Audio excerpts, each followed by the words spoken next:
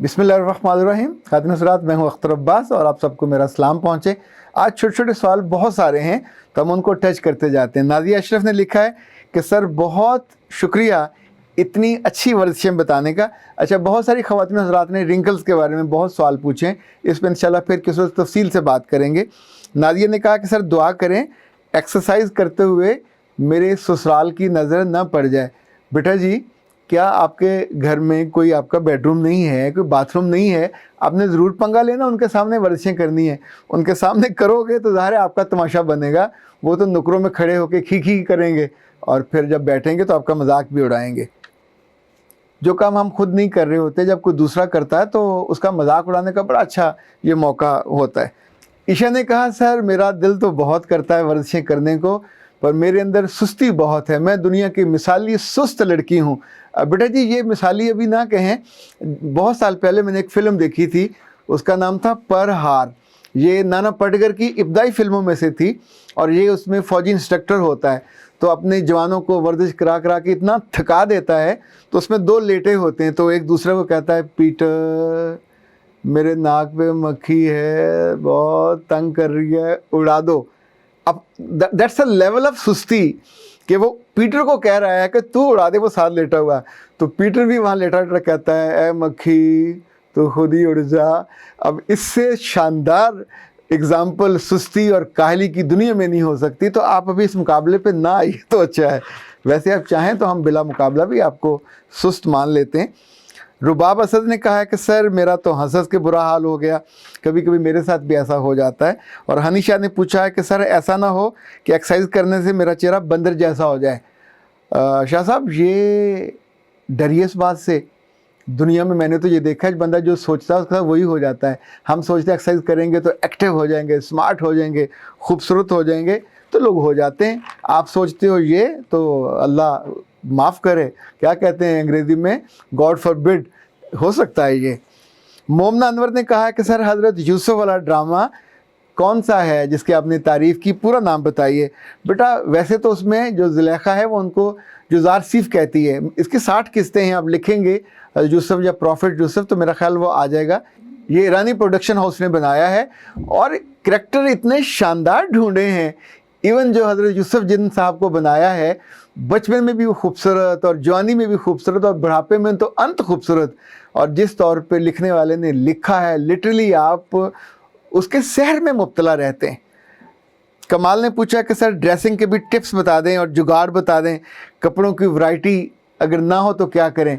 बेटा जी, वैरायटी तो बहुत ज़्यादा पैसा नहीं मांगती, पर जुगाड़ तो आपके अंदर कहीं होता है। तो अब ये जो सूट मैंने पहना हुआ है ये सर्दियों वाला है, ये गर्मियों में नहीं पहना जा सकता। ये 1-2 माह पहना जाएगा, फिर ये हैंग में आप इसे महफूज तरीके से ड्राई क्लीन करा के रख देते हैं। तो ये जुगाड़ नहीं है, एहतियात है। अच्छा, इसके साथ ये जो ब्लैक शर्ट है इसके साथ टाई ये मैच करेगी, ये टाई वाइट शर्ट पे नहीं चलेगी, तो मैंने एक इसके साथ कर लिया। दूसरे में आप इस पॉकेट से रुमाल निकाल के भी कर सकते हैं। तीसरे में ये स्कार्फ आप लगा के कर सकते हैं। तो एक ही के साथ 3-4 चीज़ें आपने कर ली।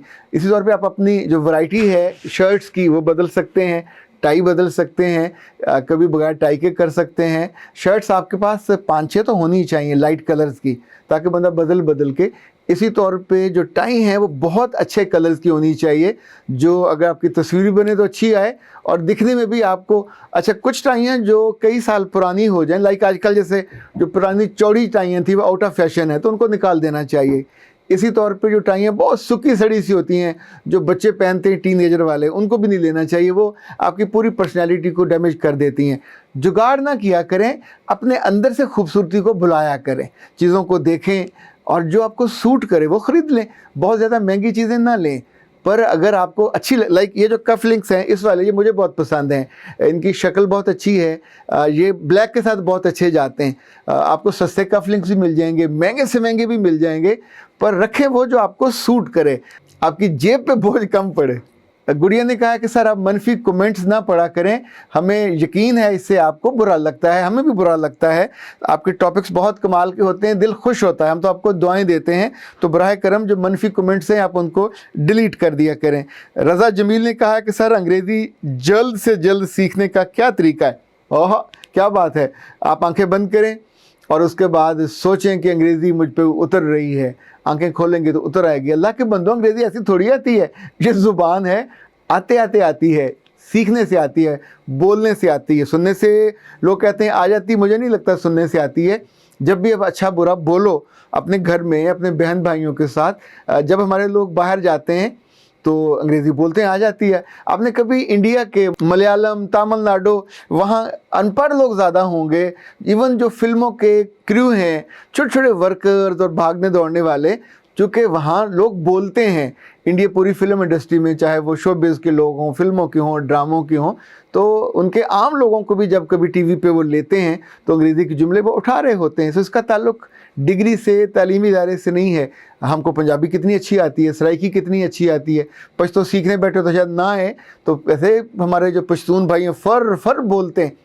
जैसे जैसे हम बोलते हैं ज़ुबान, तो वैसे वैसे हम उसको सोचने लगते हैं और उसके अंदर ख़यालात हम पे उतरने लगते हैं। फिर उस बारे में चीज़ों को पढ़ना चाहिए। हमारी वोकेबलरी नहीं होती, जितने लफ्ज़ आपके पास होंगे तो इस्तेमाल के दौरान वो हाथ बांधे आपके साथ होंगे और आप उनको उठा के जगह जगह लगाते जाएंगे, बोलते जाएंगे। उशिया दानियाल ने कहा है कि सर चीनियों के मुंह से बहुत गंदी बू आती है। बेटा आती होगी, मुझे तजर्बा नहीं है, मैं कभी चीनियों के इतना करीब होकर नहीं बैठा। वैसे ये दूसरे मुल्कों के जो लोग हैं जो नहाते कम हैं, सफाई का ख्याल कम रखते हैं, चाहे ये अफ्रीकी हों चाहे ये चीनी हो, मैं भारत वालों का थोड़ा ख्याल कर लेता हूँ चूँकि हमारे हमसाए हैं। लेकिन जो जो भी नहीं नहाएगा, जो जो भी ख्याल नहीं करेगा, चाहे वो जर्मनी का हो।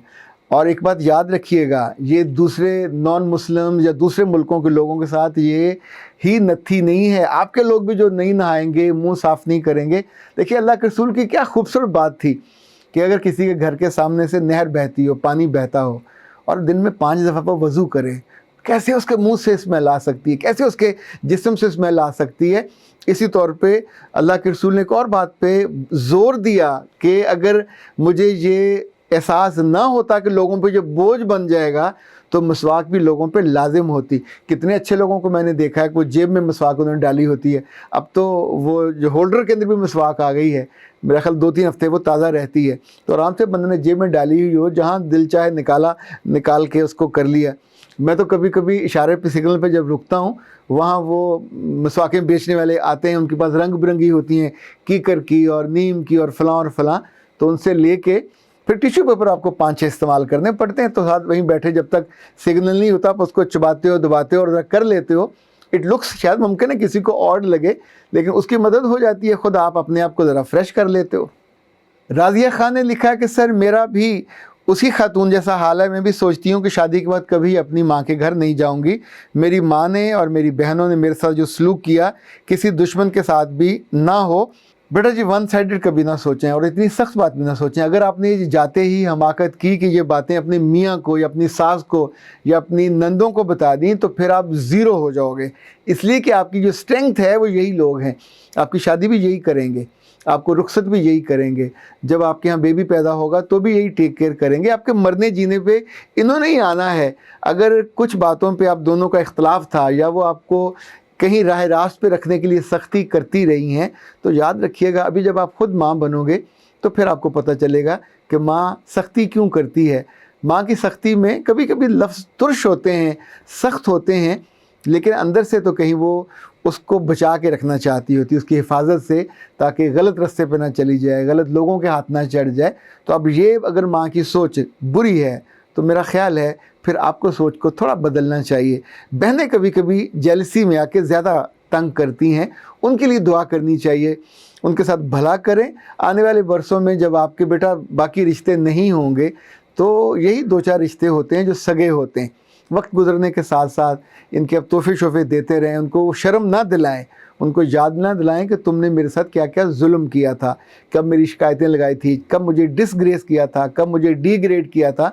चूँकि जिताने से आपकी अपनी नेकी भी बर्बाद हो जाती है। लेकिन मैं कभी इन सारी बच्चियों को ये सजेस्ट नहीं करूँगा, क्योंकि मैंने बहुत सारे बच्चियों को ख्वार होते देखा है कि अपने घर वालों की, अपने अजीज़ों की उन्होंने ससुराल में जाके चंद दिनों के अंदर अंदर ख़राबियाँ बयान कर दी।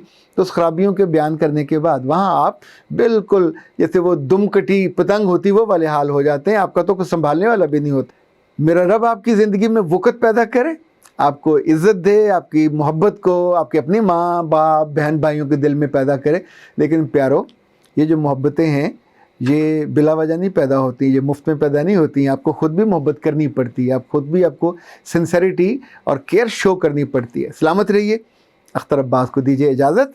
अस्सलाम वालेकुम।